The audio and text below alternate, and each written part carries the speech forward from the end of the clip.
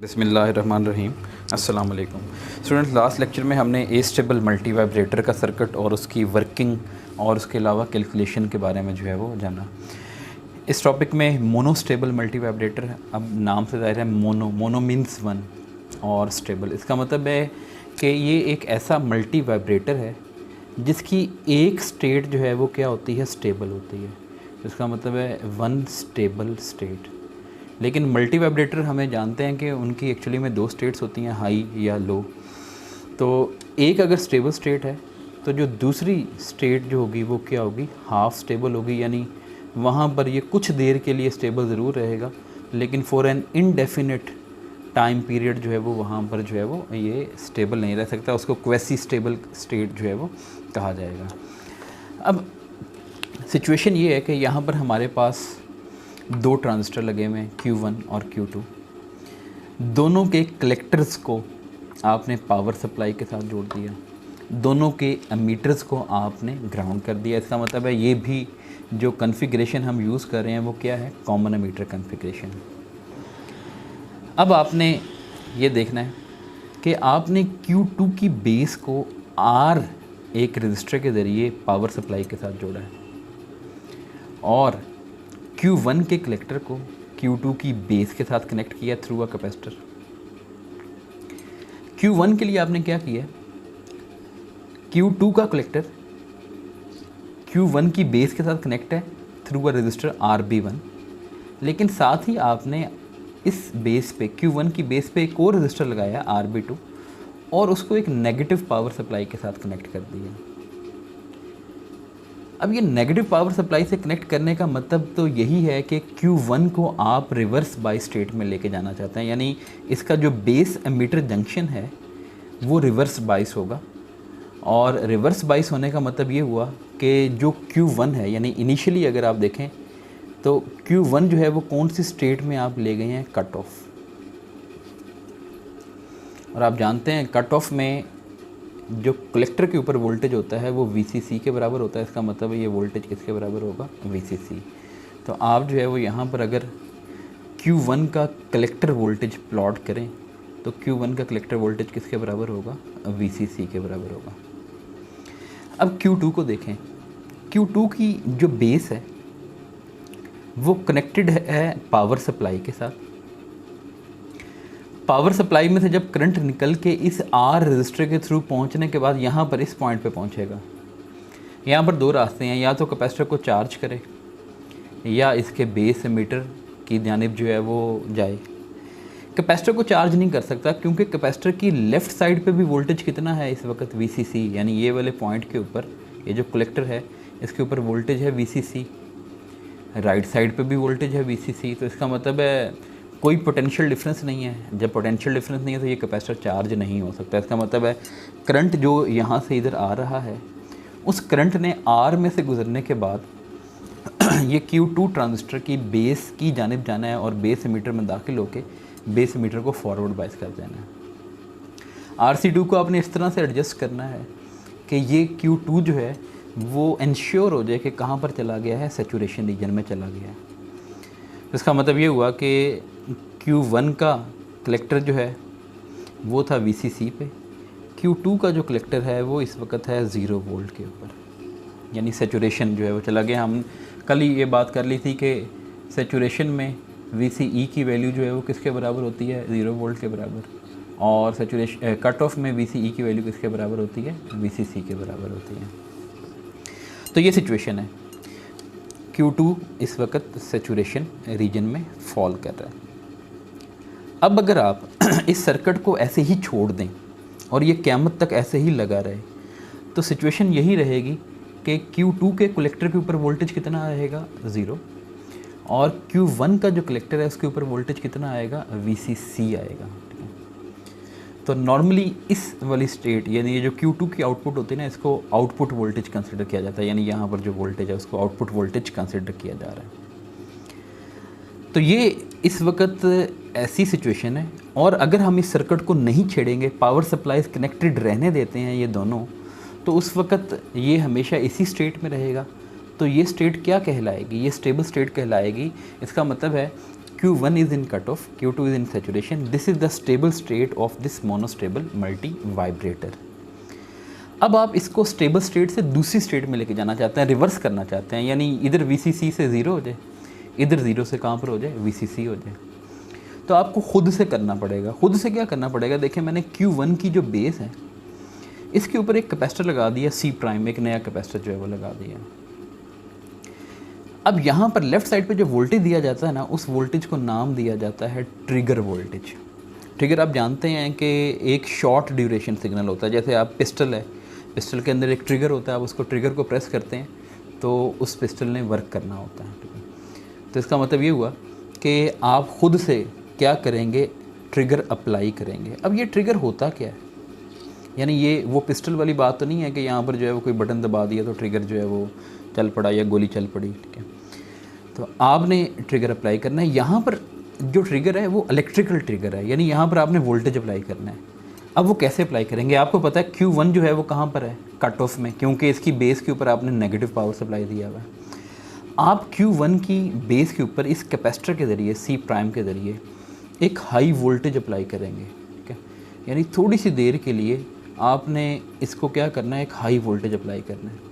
जब वो high voltage आप यहाँ पर अप्लाई करेंगे ना, ये कैपेसिटर एट वंस चार्ज हो जाएगा। यानी देखें एकदम से यहाँ पर 0 वोल्ट से बढ़ के वोल्टेज मैक्सिमम हुआ, कैपेसिटर चार्ज हो गया। चार्ज होने के बाद फिर वो ग्रेजुअली क्या होता जाएगा, डिस्चार्ज होता रहेगा।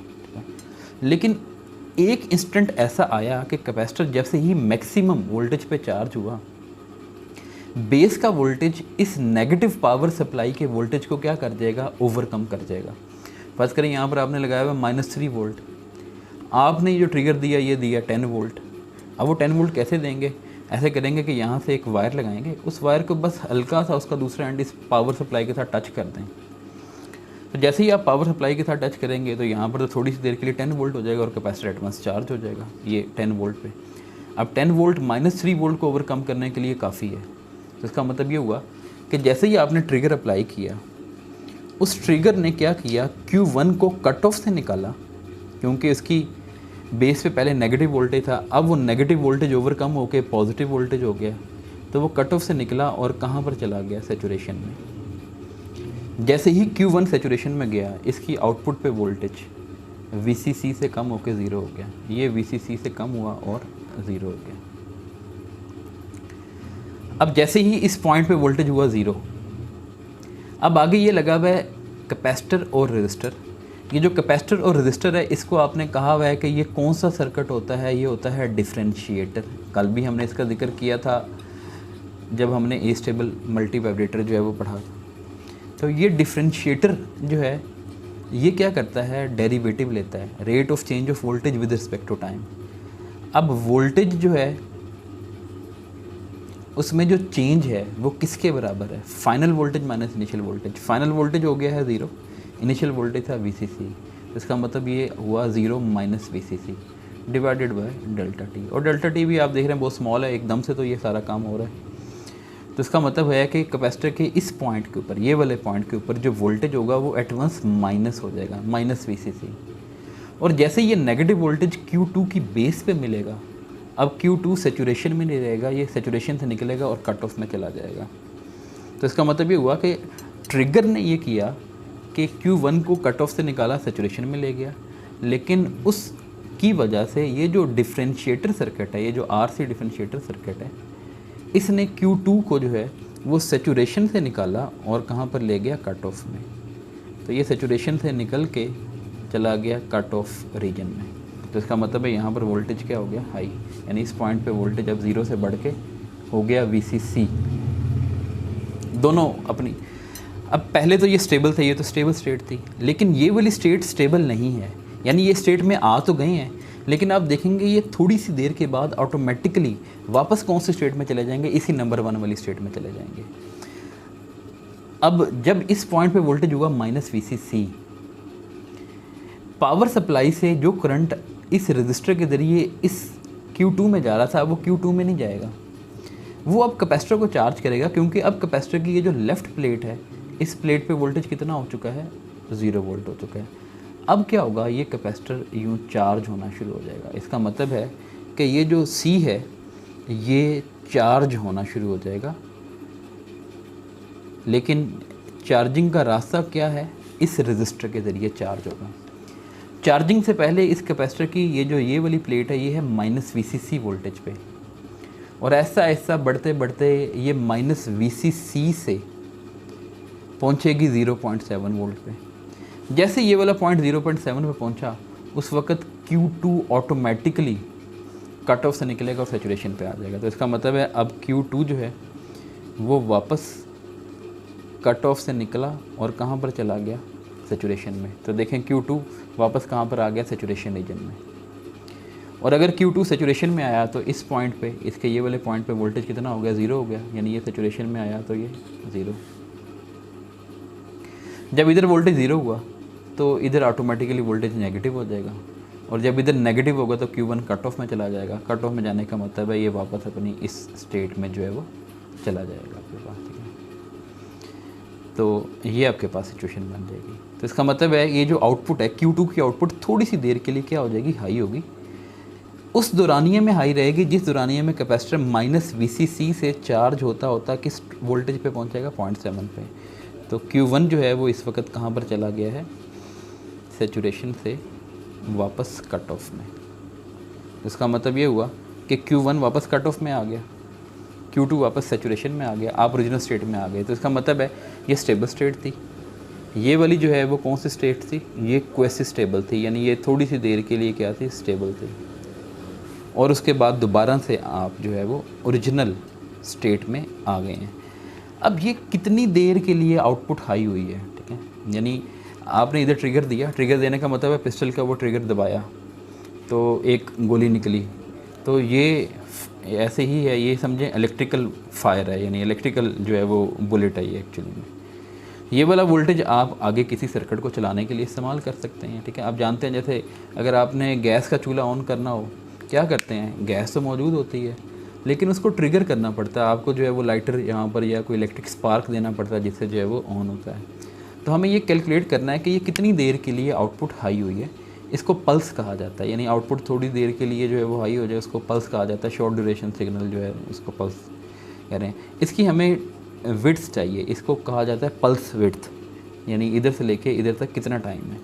वो डिपेंड करेगा कैपेसिटर -VCC से 0.7 वोल्ट तक जाने में कितना टाइम लेता है। जैसे हमने कल कैलकुलेशन की थी, सेम वही वाली कैलकुलेशन जो है वो करेंगे। तो कैलकुलेशन जो है वो हम कर लेते हैं कि कितनी देर के लिए आउटपुट जो है वो क्या होगी, हाई होगी। तो कैपेसिटर की चार्जिंग की इक्वेशन जो हमने कल लिखी थी वही लिखता हूँ कि वो होती है initial voltage across the capacitor plus difference of final and initial voltage multiplied by 1 - e raised to the power -t over RC।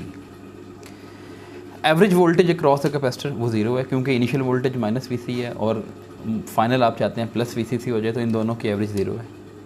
Initial voltage -VCC, final minus initial. Final voltage आपको रिक्वायर्ड है VCC, initial voltage जो आपके पास मौजूद है वो है -VCC into 1 - e raised to the power -t। कितनी देर के लिए जो है ये पल्स आती है, ये आती है TW, तो T की जगह TW लिख दिया और कैपेसिटर और रजिस्टर को आपने यहाँ पर एज इट इज़ लिख दिया। ये -VCC लेफ़्ट साइड पे जाके +VCC हो गया, ये माइनस माइनस भी प्लस हो जाएगा तो VCC + VCC, ये हो गया 2 times VCC 1 - e raised to the power TW over RC। ये 2 को इधर डिवाइड कर दें, 1/2 किसके बराबर आ जाएगा, 0.5, 1 - e raised to the power -TW over RC। ये माइनस वाली टर्म इधर आएगी तो e raised to the power -TW over RC। ये 1 में से 0.5 इधर आके सब्ट्रैक्ट हो जाएगा। दोनों साइड पे नेचुरल लॉगरिथम ले लें। 0.5 का नेचुरल लॉगरिथम होता है -0.693 और इधर जब नेचुरल लॉगरिथम लेंगे तो ई और नेचुरल लॉगरिथम कैंसिल हो जाएंगे, तो आंसर आएगा -TW over RC। Negative sign cancel कर दें, TW = 0.693 RC। तो इसका मतलब है आउटपुट कितनी देर के लिए हाई होगी वो डिपेंड करता है कि इस R और C की वैल्यू कितनी है। अगर आपको ज़्यादा देर के लिए आउटपुट पे हाई वोल्टेज चाहिए तो आप R और C की वैल्यू जो है बढ़ा दें, यानी इनकी जो प्रोडक्ट है उसको बढ़ा दें। और अगर आपको थोड़ी देर के लिए जो चाहिए तो आप आर और सी की वैल्यू को, हमने एस्टेबल मल्टी वाइब्रेटर की वर्किंग के बारे में तो देख लिया। अब एक्चुअली में इसको थोड़ा सा हमें सिंप्लीफाई करना है। पहली बात कि लेबॉर्ट्रीज़ में हमारे पास ना यानी एक ही वक्त में एक से ज़्यादा बैटरीज अवेलेबल नहीं होती, या यानी कोशिश की जाती है कि कम से कम कंपोनेंट से हम किसी भी सर्किट को इम्प्लीमेंट करें। ये बैटरी नेगेटिव VBB इसलिए लगाई गई थी कि ये इंश्योर करे कि ये ट्रांसफ़र जो है वो क्या रहता है, सेचुरेशन में ही, कट ऑफ में रहता है। और फिर आप अगर चाहते हैं कि इसको सेचुरेशन में लेके जाएं तो ट्रिगर देना पड़ता है आपको, हाई ट्रिगर, यानी यहाँ पर थोड़ी देर के लिए हाई वोल्टेज देना पड़ता है। मैं इस रजिस्टर और इस बैटरी को वैसे ही ख़त्म कर रहा हूँ, यानी इसके बगैर भी इंश्योर हो जाता है कि ये वाला ट्रांसफ़र जो है वो कहाँ पर चला जाता है, कट ऑफ में चला जाता है। हमें जस्ट यहाँ पर एक कैपेसिटर लगाना है और कैपेसिटर लगा के क्या करना है, ट्रिगर देना। यहाँ पर हम ट्रिगर वोल्टेज देंगे। इस कैपेसिटर की वैल्यू को कोई भी वैल्यू आप लगा लें, C डैश जो है वो कर लें, ठीक है। तो ये ट्रिगर वोल्टेज है जो कि इसको एक्साइट करेगा, यानी यहाँ पर थोड़ी सी देर के लिए आप हाई वोल्टेज देंगे, यानी यहाँ पर जो वायर लगी हुई होगी इसको बस VCC वाले टर्मिनल के साथ हल्का सा आप जो है वो टच कर देंगे, ऑटोमेटिकली जो है वो कैपेसिटर चार्ज हो जाएगा और फिर ग्रेजुअली डिस्चार्ज हो जाएगा। तो इसका मतलब है थोड़ी सी देर के लिए यहाँ पर बहुत हाई वोल्टेज इसके बेस एमीटर पे आ जाएगा और वो इसको खुद ब खुद सेचुरेशन में ले जाएगा और आप स्टेबल से अनस्टेबल जो है वो स्टेट में चले जाएंगे और उसके बाद फिर कुछ देर के बाद दोबारा से स्टेबल स्टेट में आ जाएंगे। अब इसका डिज़ाइन जो है ये स्पेसिफिक, और इस RB1 को अब जस्ट मैं RB कह देता हूँ। आपको क्या चीज़ गिवन होगी, आपको ये गिवन होगी कि ये कितनी देर के लिए अनस्टेबल स्टेट में जाए, यानी जिसको पल्स विड्थ हमने कहा। VCC कितने वोल्ट होने चाहिए, 9 वोल्ट। बीटा जो है वो हम 100 ले लेते हैं। IC सेचुरेशन जो है वो हम 20 मिली एम्पेयर के करीब ले लेते हैं। तो ये जो RC1 है या RC2 दोनों की वैल्यू आप सेम ले लें और इसको RC हमने जो है वो कह दिया। तो अब आप देखें VCC is equal to IC saturation into RC plus VCE saturation, ये आ गया 9। IC सेचुरेशन जो है वो 20 मिली एम्पेयर है, तो ये आ गया 20 × 10⁻³ RC, और VCE सेचुरेशन की मैक्सिमम वैल्यू जो है वो 0.3 ही मैं लेता आ रहा हूँ हमेशा से, तो ये 0.3 इसमें आके माइनस हो जाएगा और 20 और इंटू 10⁻³ जो है वो इधर आके डिवाइड हो जाएगा। तो ये आपके पास आ जाएगा ये सारा कुछ RC की वैल्यू। तो मैंने ये 20 इंटू 10⁻³ को 0.02 लिख लिया, तो ये आंसर हमारे पास वही आया 435 ओम। तो लैब में अगर हम यूज़ करेंगे तो 470 ओम वाला इजीली अवेलेबल होगा, वो हम इस्तेमाल कर लेंगे। दूसरी चीज़ है RB, यहाँ पर जब ये सेचुरेशन में जाएगा तो यहाँ पर तो वोल्टेज होगा 0, उस वक़्त ये कट ऑफ में है। लेकिन जब आप ट्रिगर दे देंगे तो उस वक़्त ये वोल्टेज सेचुरेशन से कट ऑफ वाली साइड पर चला जाएगा, यानी यहाँ पर 0 वोल्ट आ रहा होगा लेकिन ट्रिगर देने के बाद ये हाई हो जाएगा, यानी ये वहाँ पर वोल्टेज आ जाएगा VCC। अब VCC वोल्टेज जो है वो 2 हिस्सों में तकसीम हो जाएगा। नंबर 1, कुछ वोल्टेज जो है वो बेस रजिस्टर इसी RB ने ड्रॉप कर लेना है और बाकी बेस और एमीटर के दरमियान जो है वो ड्रॉप हो जाएगा, वो आ जाएगा VBE। तो VCC 9 है। IB की वैल्यू जो है वो अब आप देखें कितनी रखनी है हमने, ठीक है, वो हमने 10 times IC saturation over beta DC के बराबर जो है वो लिखनी है इनटू RB प्लस 0.7।